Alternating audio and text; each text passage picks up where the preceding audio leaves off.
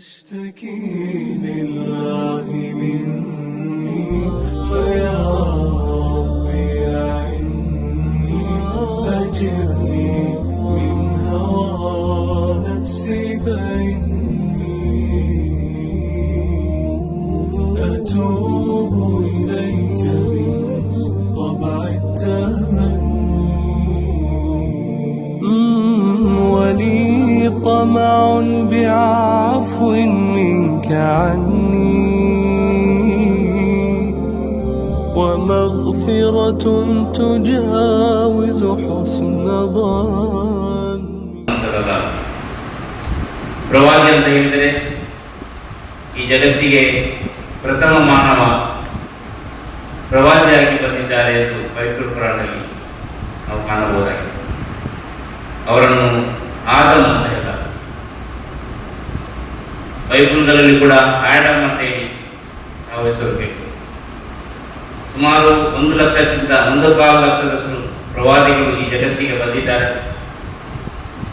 ಪ್ರವಾದಿ ನೋಹ, ಪ್ರವಾದಿ ಅಬ್ರಹಾಂ, ಪ್ರವಾದಿ ದಾವೀದ್, ಪ್ರವಾದಿ ಸೊಲೊಮನ್, ಪ್ರವಾದಿ ಯೋಸೇಫ, ಹಾಗೆ ಎಲ್ಲ ಅದೇ ಪ್ರವಾದಿಗಳ ಹೆಸರನ್ನು ಪವಿತ್ರ ಪುರಾಣದಲ್ಲಿ ಕೂಡ ಕಾಣಬಹುದಾಗಿದೆ. ಆದರೆ ಆ ಎಲ್ಲ ಪ್ರವಾದಿಗಳು ಅವರ ಆಗಮನದ ಉದ್ದೇಶ ಒಂದೇ ಆಗಿದೆ. ಜನರಿಗೆ ಅವರ ಸೃಷ್ಟಿಕರ್ತನನ್ನು ಪರಿಚಯಪಡಿಸುವುದು, ಆ ಸಮಾಜದ ಸಾಮಾಜಿಕ ಪಿಡುಗುಗಳು ಏನಿದೆ ಅದರ ವಿರುದ್ಧ ಹೋರಾಡಿ ಅಲ್ಲಿ ಒಂದು ಶಾಂತಿಯ, ನೆಮ್ಮದಿಯ, ಸುಭಿಕ್ಷೆಯ ಒಂದು ವಾತಾವರಣವನ್ನು ಸೃಷ್ಟಿಸುವುದಾಗಿದೆ. ಪ್ರವಾದಿ ಮೊಹಮ್ಮದ್ ಸಲ್ಲಲ್ಲಾಹು ಅಲೈಹಿ ವಸಲ್ಲಂ ಅವರು ಯಾವುದೇ ಪ್ರದೇಶಕ್ಕೆ ಸೀಮಿತವಾದ ಪ್ರವಾದಿ ಅಲ್ಲ. ಪ್ರವಾದಿ ಮೊಹಮ್ಮದ್ ಸಲ್ಲಲ್ಲಾಹು ಅಲೈಹಿ ವಸಲ್ಲಂ ಮೊದಲು ಬಂದಂತಹ ಪ್ರವಾದಿಗಳು ಒಂದು ದೇಶಕ್ಕೆ, ಒಂದು ಪ್ರಾಂತ್ಯಕ್ಕೆ, ಒಂದು ಗೋತ್ರಕ್ಕೆ, ಒಂದು ಸಮುದಾಯಕ್ಕೆ ಸೀಮಿತವಾಗಿದೆ.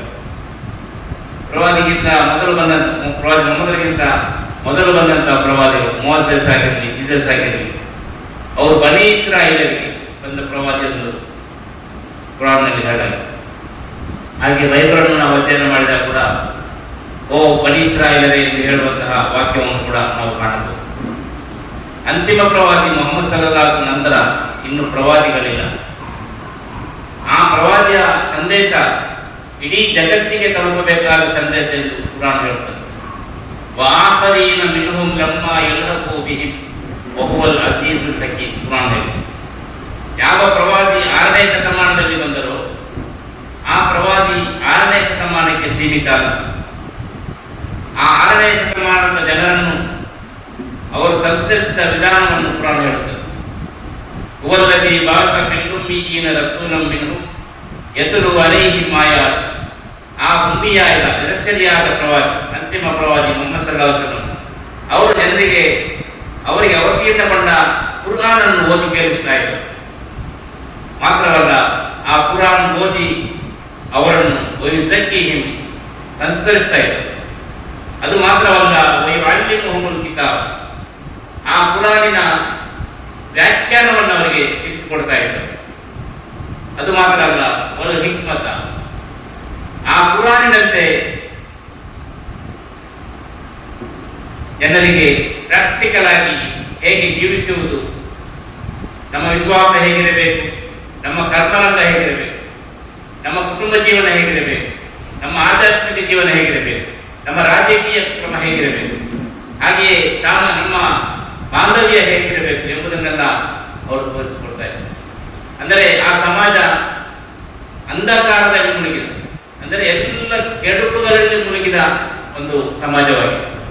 6ನೇ ಶತಮಾನವನ್ನು ಅನಾಗರಿಕ ಸಮಾಜ ಎಂದು ಕರೆಯಲಾಗುತ್ತದೆ. ಕೆಡುಕುಗಳಂತ ಹೇಳಿದರೆ ಅಲ್ಲಿ ಸುಳ್ಳು, ವಂಚನೆ, ಕಳ್ಳತನ, ವ್ಯಭಿಚಾರ, ತೂಕ ಅಳತೆಗಳಲ್ಲಿ ಮೋಸ, ಮನುಷ್ಯರ ಮಧ್ಯೆ ಅಸಮಾನತೆ, ಹೆಣ್ಣು ಮಕ್ಕಳನ್ನು ಜೀವಂತ ಹೂಡುವಂತಹದ್ದು, ಹೆಣ್ಣು ಮತ್ತು ಗಂಡು ಇದರ ಆ ವ್ಯತ್ಯಾಸದಲ್ಲಿ ಹೆಣ್ಣಿನ ಮೇಲೆ ದೌರ್ಜನ್ಯ ನಡೆಸುವಂತಹದ್ದು, ಇಂಥ ಎಲ್ಲ ಕೆಡುಕುಗಳು ವ್ಯಾಪಕವಾಗಿದ್ದಾಗ ಪ್ರವಾದಿ ಮೊಹಮ್ಮದ್ ಸಲ್ಲಲ್ಲಾಹು ಅಲೈಹಿ ವಸಲ್ಲಂ ಅವರು ಅವರಲ್ಲಿ ಇದ್ದಂಥ ಅದೇ ವಿಶ್ವಾಸ, ದೇವರ ವಿಶ್ವಾಸ ಏನಿತ್ತು, ಆ ದೇವ ವಿಶ್ವಾಸವನ್ನು ಪ್ರಥಮವಾಗಿ ಸುದೃಢಗೊಳಿಸಿದರು. ದೇವರು ಅಂತ ಹೇಳಿದರೆ ಯಾರು? ದೇವರು ಈ ಭೂಮಿ ಆಕಾಶಗಳ ಸೃಷ್ಟಿಕರ್ತ. ದೇವರು ನಮ್ಮೆಲ್ಲರ ಸೃಷ್ಟಿಕರ್ತ. ನಮಗೆ ಆತ್ಮವನ್ನು ನೀಡಿದ ಪರಮಾತ್ಮನಾಗಿದ್ದಾನೆ ಎಂಬುದನ್ನು ಸರಿಯಾಗಿ ಮನದಟ್ಟು ಮಾಡಿದರು. ದೇವರಂತೆಂದರೆ ಕೇವಲ ಕಾಲ್ಪನಿಕ ವಿಶ್ವಾಸ ಅಲ್ಲ. ದೇವರಂತ ಹೇಳಿದರೆ ಅದೇ ದೇವರು ನಮಗೆ ಈ ಜಗತ್ತಿನಲ್ಲಿ ಎಲ್ಲ ಸೌಲಭ್ಯಗಳನ್ನು ಮಾಡಿಕೊಟ್ಟಿದ್ದಾನೆ. ಒಂದು ದಿನ ನಮಗೆ ಮರಣವನ್ನು ಕೂಡ ನೀಡಲಿದ್ದಾನೆ. ಆ ಮರಣದ ನಂತರ ನಾಳೆ ಪರಲೋಕದಲ್ಲಿ ನಮ್ಮ ಇಹಲೋಕದ ಕರ್ಮಗಳ ವಿಚಾರಣೆ ನಡೆಯುತ್ತದೆ. ಆ ವಿಚಾರಣೆಗೆ ನಾವು 5 ವಿಷಯಗಳಿಗೆ ಉತ್ತರ ಕೊಡಬೇಕಾಗಿದೆ. ದೇವರು ನಮ್ಮೊಂದಿಗೆ ಕೇಳುವಂತಹದ್ದು, ನಿಮಗೆ ಆಯುಷ್ಯವನ್ನು ನೀಡಿದೆ, ಅದನ್ನು ಹೇಗೆ ಕಳೆದಿರಿ? ನಿಮಗೆ ಜ್ಞಾನವನ್ನು ನೀಡಿದೆ, ಅದರಿಂದ ನಿಮಗೆ ಏನು ಪ್ರಯೋಜನ ಆಯಿತು? ಇತರರಿಗೆ ಏನು ಪ್ರಯೋಜನ ಆಯಿತು? ನಿಮಗೆ ಸಂಪತ್ತನ್ನು ನೀಡಿದೆ, ಆ ಸಂಪತ್ತನ್ನು ನೀವು ಹೇಗೆ ಗಳಿಸಿದಿರಿ? ಅದನ್ನು ಯಾವ ಮಾರ್ಗದಲ್ಲಿ ವೆಚ್ಚ ಮಾಡಿದಿರಿ?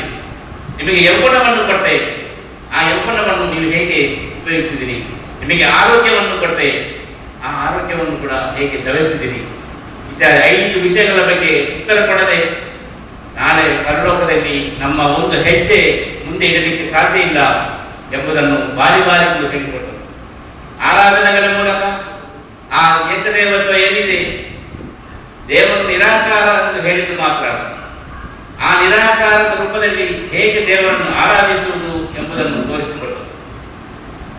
ನಿರಾಕಾರನಾದ ದೇವನು ಅವನು ನಮ್ಮನ್ನು ಸದಾ ನೋಡುತ್ತಿದ್ದಾನೆ, ನಮ್ಮ ಚಟುವಟಿಕೆಗಳನ್ನು ಗಮನಿಸುತ್ತಿದ್ದಾನೆ. ಈ ಭೂಮಿಯಲ್ಲಿ ಜೀವಿಸುವಾಗ ನೀವು ಜಾಗೃತಿಯಿಂದ ಜೀವಿಸಿರಿ ಎಂಬ ಎಚ್ಚರಿಕೆಯನ್ನು ಕೂಡ ಕೊಡ್ತಾ ಇದೆ. ಒಂದನೇ ದೇವರ ವಿಶ್ವಾಸ ಜನರಲ್ಲಿ ರೂಢಿಸಿದರು. ಎರಡನೇದಾಗಿ ಅವರ ಚಾರಿತ್ರ್ಯ. ಅವರು ಏನು ಹೇಳುತ್ತಾ ಇದ್ದಾರೋ ಅದನ್ನೇ ಮಾಡಿ ತೋರಿಸ್ತಾ ಇದ್ದರು. ಜನರೊಂದಿಗೆ ಹೇಳುತ್ತಿದ್ದರು, ನೀವು ಸುಳ್ಳು ಹೇಳಬಾರದು. ಅದೇ ರೀತಿ ಪ್ರವಾದಿ ಕೂಡ ಸುಳ್ಳು ಹೇಳುತ್ತಾ ಇದ್ದಾರೆ. ಹಾಗೆ ನೀವು ತೂಕಾಲತೆಗಳಲ್ಲಿ ವಂಚನೆ ಮಾಡಬಾರದು, ಬಟ್ಟೆಯ ವ್ಯವಹಾರ ಮಾಡಬಾರದು, ವ್ಯಭಿಚಾರ ಮಾಡಬಾರದು, ಶರಾಬು ಕುಡಿಯಬಾರದು, ನೀವು ಮನುಷ್ಯರೊಂದಿಗೆ ಅಸಮಾನತೆಯನ್ನು ಮಾಡಬಾರದು ಎಂದು ಹೇಳಿದ್ದು ಮಾತ್ರ ಅಲ್ಲ, ಅದರಂತೆ ಅವರು ಬದುಕಿ ತೋರಿಸಿದರು. ಯಾರೆಲ್ಲ ಅವರಿಗೆ ಉಪದ್ರ ಮಾಡುತ್ತಾ ಇದ್ದರು ಅವರಿಗೆಲ್ಲ ಉಪಕಾರ ಮಾಡುತ್ತಾ ಇದ್ದರು. ಅವರಿಗೆ 13ರಿಂದ 22ರವರೆಗೆ ಕರ್ನಾಟಕ ರಾಜ್ಯದಾದ್ಯಂತ ಪ್ರವಾದಿ ಮೊಹಮ್ಮದ್ ಸಲ್ಲಲ್ಲಾಹು ಅಲೈಹಿ ವಸಲ್ಲಂ ಕುರಿತು ಮಹಾನ್ ಚಾರಿತ್ರ್ಯವಂತ ಎಂಬ ಘೋಷವಾಕ್ಯವನ್ನು ಇಟ್ಟುಕೊಂಡು ಪ್ರವಾದಿ ಜನ್ಮ ತಿಂಗಳಾದ ಚಂದ್ರಮಾನ ತಿಂಗಳು ರಬಿಯುಲ್ ಅವ್ವಲ್ ಈ ತಿಂಗಳಲ್ಲಿ ಅವರ ಪರಿಚಯವನ್ನು ಮಾಡುವಂತಹ ಕಾರ್ಯಕ್ರಮ ಹಮ್ಮಿಕೊಂಡಿದೆ. ಅಹಮದ್ ಕರೆಯುತ್ತೇವೆ, ಇಬ್ನು ಅಬ್ದುಲ್ಲಾ ಎಂದು ಕರೀತೆ, ಅಬ್ದುಲ್ಲನ ಮಗ ಎಂದು ಕರೀತೆ. ನೀವು ಹೇಳುವ ಹಾಗೆ ಇಲ್ಲಿ ಬದುಕು ಸಾಧಿಸಲಿಕ್ಕೆ ಸಾಧ್ಯವಿಲ್ಲ ಎಂದು ಹೇಳಿದಾಗ ಅವರು ಹೇಳ್ತಾರೆ, ಪ್ರವಾದಿಗಳು ಏಕೆ ಸಾಧ್ಯ ಇಲ್ಲ? ಆಗ ಅವರು ಹೇಳ್ತಾರೆ, ಸುಳ್ಳು ಹೇಳದೆ ಈಗಿನ ಕಾಲದಲ್ಲಿ ವ್ಯಾಪಾರ ಮಾಡಲಿಕ್ಕೆ ಸಾಧ್ಯವೇ? ತೂಕಾಲತೆಯಲ್ಲಿ ಸ್ವಲ್ಪ ವಂಚನೆ ಮಾಡದೆ, ಕಲಬೆರಕೆ ಮಾಡದೆ ವ್ಯಾಪಾರ ಮಾಡಲಿಕ್ಕೆ ಸಾಧ್ಯವೇ? ಬಟ್ಟೆ ವ್ಯವಹಾರ ಮಾಡದೆ ಏನಾದರೂ ವ್ಯವಹಾರ ಮಾಡಲಿಕ್ಕೆ ಸಾಧ್ಯವೇ? ಆಗ ಪ್ರವಾದಿಯವರು ಹೇಳ್ತಾರೆ, ಈಗ ನನ್ನನ್ನು ನೋಡಿ, ನಾನು ನಿಮ್ಮೊಂದಿಗೆ ಎಂದಾದರೂ ಸುಳ್ಳು ಹೇಳಿದ್ದೇನೆ? ನಾನು ನಿಮಗೆ ಎಂದಾದರೂ ವಂಚನೆ ಮಾಡಿದ್ದೇನೆ? ನಾನು ಎಂದಾದರೂ ಬಟ್ಟೆಯ ವ್ಯವಹಾರ ಮಾಡಿದ್ದೇನೆ? ನಾನು ಎಂದಾದರೂ ಶರಾಬು ಕುಡಿದಿದ್ದೇನೆ? ಅವರ ಚಾರಿತ್ರ್ಯ ಜನರಲ್ಲಿ ಪ್ರಭಾವ ಬೀರ್ತಾ ಇದೆ. ಏನು ಸಂದೇಶವನ್ನು ಇವರು ಹೇಳ್ತಾ ಇದ್ದರು ಅದರಂತೆ ನಡೆದುಕೊಳ್ಳುತ್ತಾ ಇದೆ. ಹಾಗೆಯೇ ಜನರು ಮಾಡುವಂತಹ ಏನೆಲ್ಲ ಕೆಡುಕುಗಳಿತ್ತು, ಆ ಕೆಡುಕಿನ ವಿರುದ್ಧ ಅವರು ಮಾತಾಡ್ತಾರೆ. ಪ್ರವಾದಿಗಳನ್ನು ಯಾರು ಅನುಸರಿಸ್ತಾರೋ ಆ ಪ್ರವಾದಿಯ ಬಗ್ಗೆ ಎಲ್ಲ ಗ್ರಂಥಗಳಲ್ಲಿ ವಿವರ ಬಂದಿದೆ ಎಂದು ಪುರಾಣ ಹೇಳ್ತಾರೆ. ಬೈಬಲ್ನಲ್ಲಿ ಇದೆ, ತೌರಾತ್ ಮತ್ತು ಇಂಜಿಲಲ್ಲಿ, ಓಲ್ಡ್ ಬೈಬಲ್, ನ್ಯೂ ಟೆಸ್ಟಮೆಂಟ್ ಇದೆ. ವೇದ ಅಂತ ಹೇಳುವಂತಹ ಭವಿಷ್ಯ ಪುರಾಣಗಳಲ್ಲಿ ಪ್ರವಾದಿಯವರ ಪ್ರಸ್ತಾಪ ಇದೆ. ಅಲ್ಲದೀನ ಯತ್ತಬಿಯೂನ ರಸೂಲನ್ ನಬಿಯಲ್ ಉಮ್ಮಿಯಲ್ಲದಿ ಯಜಿದೂನಹು ಮಕ್ತೂಬನ್ ಇಂದಹು ಫಿತ್ತೌರಾತಿ ವಲ್ ಇಂಜೀಲ್ ಯಅಮುರುಹುಂ ಬಿಲ್ ಮಅರೂಫಿ ವ ಯನ್ಹಾಹುಂ ಅನಿಲ್ ಮುನ್ಕರ್ ವ ಯುಹಿಲ್ಲು ಲಹುಂ ಅತ್-ತಯ್ಯಿಬಾತಿ ವ ಯುಹರ್ರಿಮು ಅಲೈಹಿಂ ಅಲ್-ಖಬಾಯಿಸ್ ವ ಯದഉ ಅನ್ಹುಂ ಇಸ್ರಹುಂ ಅಲ್-ಅಗ್ಲಾಲ್ ಅಲ್ಲತಿ ಕಾನತ್ ಅಲೈಹಿಂ ಫಲ್ಲದೀನ ಆಮನು ಬಿಹಿ ವ ಅಜ್ಜರು ವ ನಸರು ವತ್ತಬೌ ನೂರಲ್ಲದಿ ಉನ್ಸಿಲ ಮಅಹು. ಅಂದರೆ ತೌರಾತ್ ಅಥವಾ ಓಲ್ಡ್ ಟೆಸ್ಟ್ಮೆಂಟ್, ನ್ಯೂ ಟೆಸ್ಟ್ಮೆಂಟ್ ನಲ್ಲಿ ಪ್ರಸ್ತಾಪಿಸಲ್ಪಟ್ಟ ಆ ನಿರಕ್ಷರಿಯಾದ ಪ್ರವಾದಿ, ಭವಿಷ್ಯ ಪುರಾಣದಲ್ಲಿ ಪ್ರಸ್ತಾಪಿಸಲ್ಪಟ್ಟಂತಹ ಆ ನಿರಕ್ಷರಿಯಾದ ಪ್ರವಾದಿ, ಆ ಪ್ರವಾದಿಯನ್ನು ನೀವು ಅನುಸರಿಸಿರಿ. ಆ ಪ್ರವಾದಿ ಏನು ಮಾಡುತ್ತಾರೆ ಎಂಬುದನ್ನು ಜನರಿಗೆ ಒಳಿತನ್ನು ಆಜ್ಞಾಪಿಸುತ್ತಾರೆ, ಕೆಡುಕನ್ನು ವಿರೋಧಿಸುತ್ತಾರೆ. ಶುದ್ಧವಾದ ವಸ್ತುಗಳನ್ನು ಅವರಿಗೆ ಧರ್ಮಬದ್ಧಗೊಳಿಸುತ್ತಾರೆ, ಕೆಟ್ಟದಾದ ವಸ್ತುಗಳನ್ನು ಅವರಿಗೆ ಧರ್ಮ ಬಾಹಿರಗೊಳಿಸುತ್ತಾರೆ. ಆ ಪ್ರವಾದಿಯ ಬಗ್ಗೆ ಹೇಳಲು, ಆ ಪ್ರವಾದಿಯ ಮೇಲೆ ನೀವು ವಿಶ್ವಾಸ ಕಾಯ್ಕೊಂಡು ಜೀವಿಸಿ, ಆಗ ನಿಮ್ಮ ಜೀವನದಲ್ಲಿ ನೆಮ್ಮದಿಯನ್ನು ಕಾಣಬಹುದು, ಸುಖವನ್ನು, ಶಾಂತಿಯನ್ನು, ಸುಭಿಕ್ಷೆಯನ್ನು ಕಾಣಬಹುದು. ಆ ಪ್ರವಾದಿಯನ್ನು ಮಕ್ಕಾದ ಜನರು ಅವರ ಹುಟ್ಟೂರಿನಲ್ಲಿ ಅವರಿಗೆ ಅನೇಕ ಈ ಸಂದೇಶ ಹೇಳುವುದರೊಂದಿಗೆ ಒಬ್ಬನೇ ದೇವ ಅಂತ ಹೇಳುವಾಗ ಅಲ್ಲಿ ಜನರು ಅವರ ಶತ್ರುಗಳಾಗ್ತಾರೆ. ಒಬ್ಬನೇ ದೇವ ಎಂಬುದು ಎಲ್ಲ ಧರ್ಮದ ಗ್ರಂಥಗಳಲ್ಲಿ ಇರುವಂತಹದ್ದು. ಪ್ರವಾದಿಗಳು ಹೊಸ ವಿಷಯವನ್ನು ಹೇಳಲಿಲ್ಲ.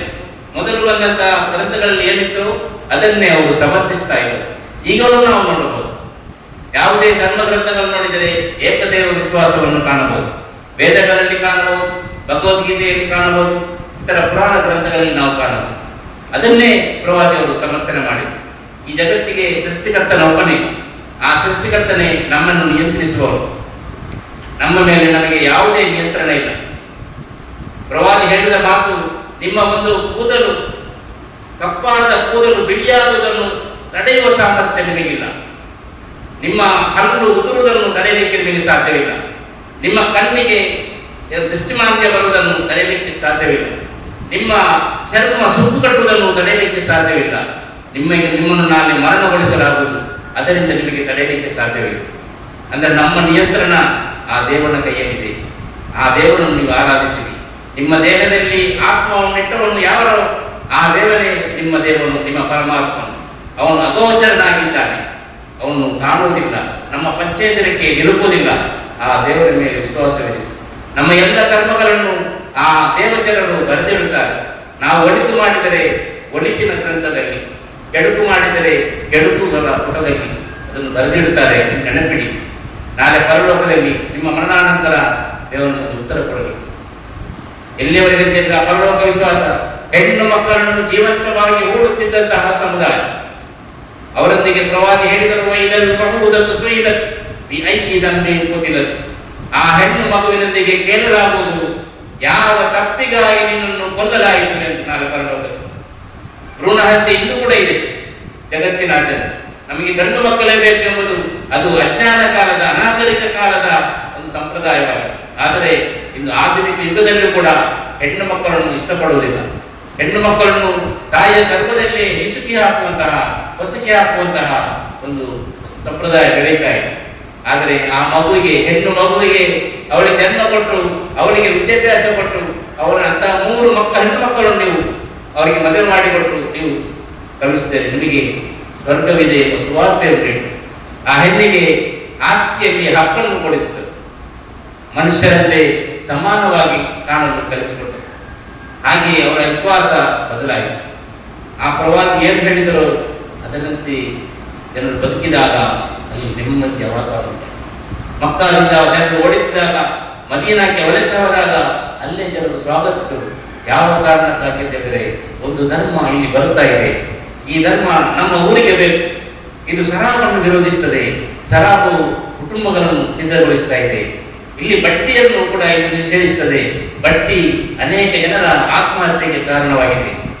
ಇಲ್ಲಿ ವ್ಯಭಿಚಾರ ಇರಬಾರದು, ಇಲ್ಲಿ ಜೂಜಾಟ ಇರಬಾರದು, ಇಲ್ಲಿ ಇಂಥ ಒಂದು ಧರ್ಮ ನಮ್ಮ ಊರಲ್ಲಿ ಬೇಕೆಂದು ಕೆಲವರು ಆ ಊರಿನಲ್ಲಿ ಸ್ವಾಗತಿಸಿದರು.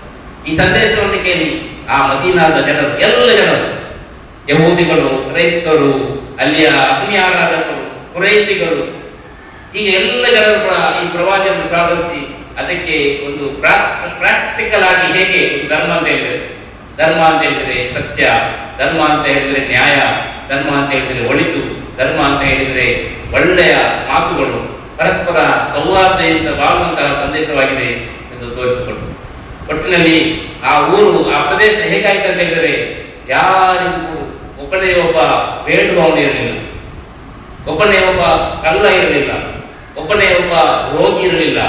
ಇದು ಪ್ರವಾದಿಯವರ ಆ ಮಾತನ್ನು ಅನುಸರಿಸಿ ಬದುಕಿದ ಕಾರಣ.